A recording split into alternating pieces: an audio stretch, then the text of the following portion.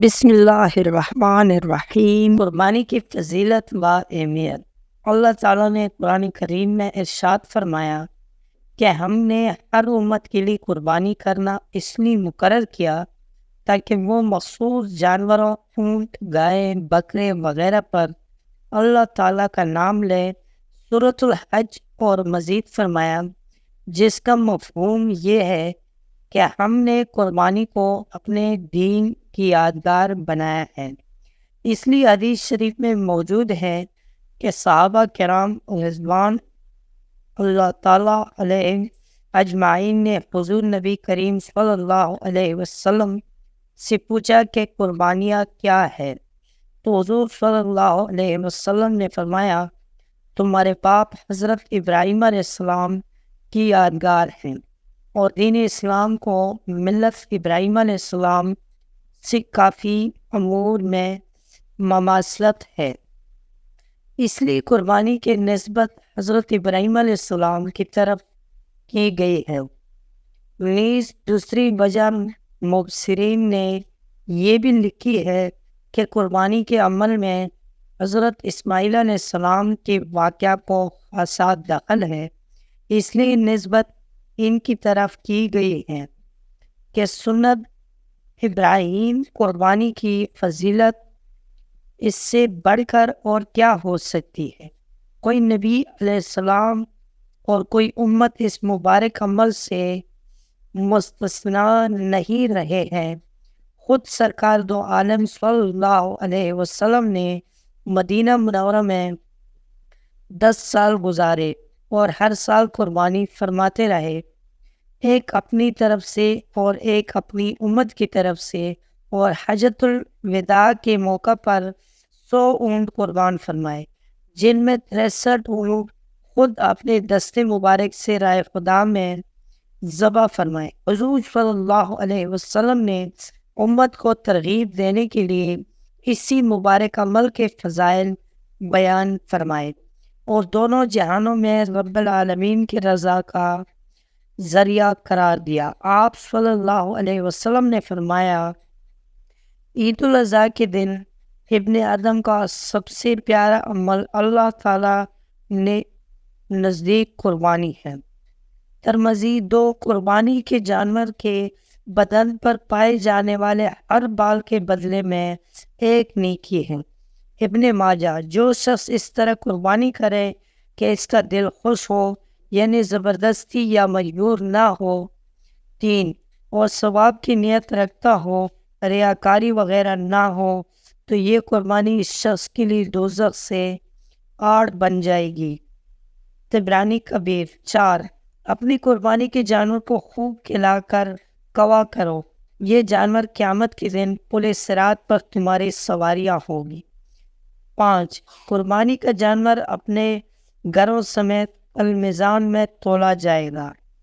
6 قربانی کے جانور کا خون کا قطرہ زمین پر گرتی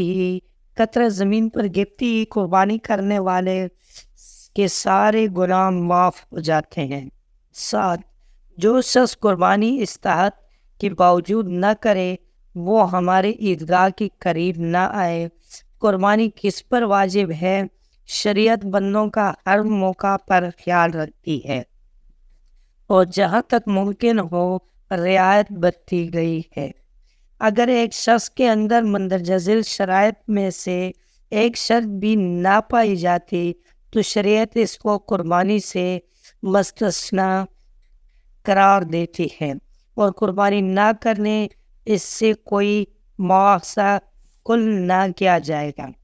قربانی کرنے والے کے لیے شریعت نے 6 چیز لازم قرار دی ہے۔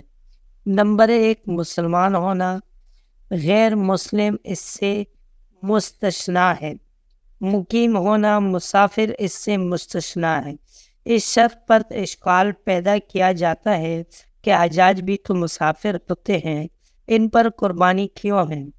تو اس کا جواب علماء کرام نے یہ لکھا ہے کہ اکثر حجاج وہاں 15 دن سے زیادہ رہتے ہیں، لہٰذا وہ بما کہلائیں گے، نہ کہ مسافر۔ دوسرا جواب یہ ہے کہ قربانی و حج کے ارکان میں سے ایک رکن ہے، لہٰذا 10ویں ذی الحجہ کو شریعت نے 4 کام لازمی قرار دیے: کنکریاں مارنا، سر کے بال منڈوانا، قربانی کرنا اور طواف وداع کرنا۔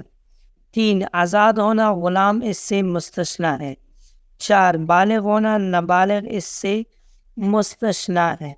عاقل ہونا، غیر عاقل اس سے مستثنیٰ ہے۔ صاحب نصاب ہونا، جس شخص کے پاس 52.5 تولہ چاندی یا اس کی قیمت ہو، یا اتنی قیمت کا مال تجارت ہو یا زائد سامان ہو، تو اس پر صدقہ فطر اور قربانی دونوں واجب ہیں۔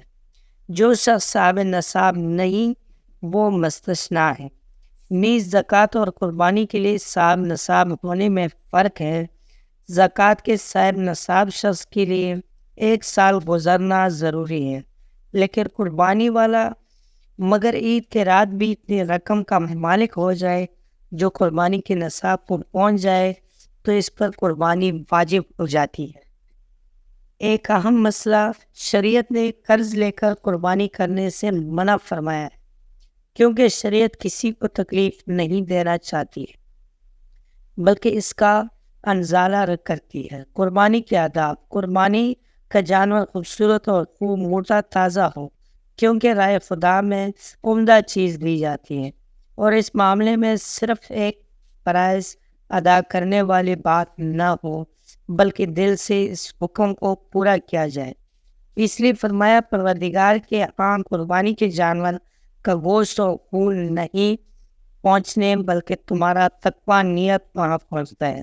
2 قربانی میں ریاکاری سے اجتناب کرنا چاہیے، اور نہ ذہن میں یہ سوچ ہو کر کہ اگر میرا کوئی پڑوسی یا دوست اتنی رقم کا جانور لے کر آیا ہے تو میں بھی اس کے مقابلے میں اس سے مہنگا اور اچھا جانور لاؤں گا۔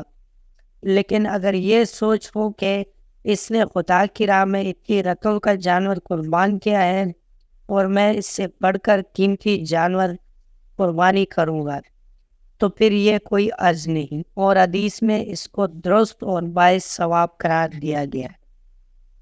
3 قربانی سے چند دن پہلے جانور گھر میں باندھے اور اس کی خدمت کرے تاکہ خدمت کا ثواب بھی حاصل ہو، اور گھر میں رکھنے سے جو انس پیدا ہوگا، ذبح کرتے وقت جانور کی جدائی پر جو تکلیف ہوگی اس کا ثواب بھی حاصل ہو۔ قربانی کے جانور کو مارنے یا اذیت دینے سے اجتناب کیا جائے۔ قربانی کرنے کے آداب: 1 قربانی کے جانور کے سامنے چھری نہ تیز کیا جائے۔ 2 قربانی کے جانور کے سامنے کسی جانور کو ذبح نہ کیا جائے۔ 3 قربانی کرنے والا اگر اچھی طرح ذبح کرنا جانتا ہو تو خود ذبح کرے ورنہ دوسرے سے کرائے۔ 4 جانور کو قبلہ رخ لٹایا جائے اور ذبح کرنے والا بھی خود قبلہ رخ ہو، یہ سنت ہے۔ 5 بانے کے بعد یہ دعا پڑھیں۔ 6 اگر یہ دعا نہ پڑھ سکی تو یوں کہیں: اے اللہ، تیری توفیق سے تیری راہ میں قربان کر رہا ہوں، اپنے فضل سے قبول کرنا اور ذخیرہ آخرت بنا۔ اے اللہ، میرا مرنا جینا اور میری ساری باتیں صرف تیرے لیے ہیں اور تیرا کوئی بھی شریک نہیں۔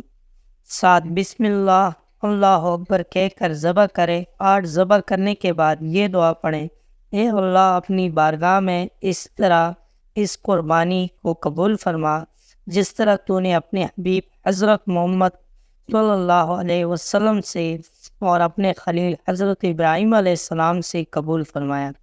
9 ذبح کرنے نے فوراً بعد کال نہ اتارے بلکہ جسم کے ساکن اور ٹھنڈا ہونے کا انتظار کرے۔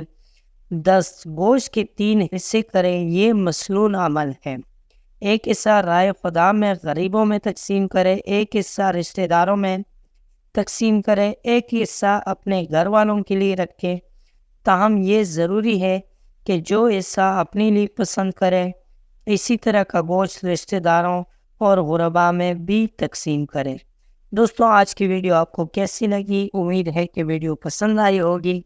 اگر ویڈیو پسند آئی ہو تو ویڈیو کو لائک کر لیں، کمنٹ میں اپنے رائے کا اظہار ضرور کر لینا، اگر ہو سکے تو شیئر کر لینا۔ ملتے ہیں، اور چینل کو سبسکرائب کرنا مت بھولیں۔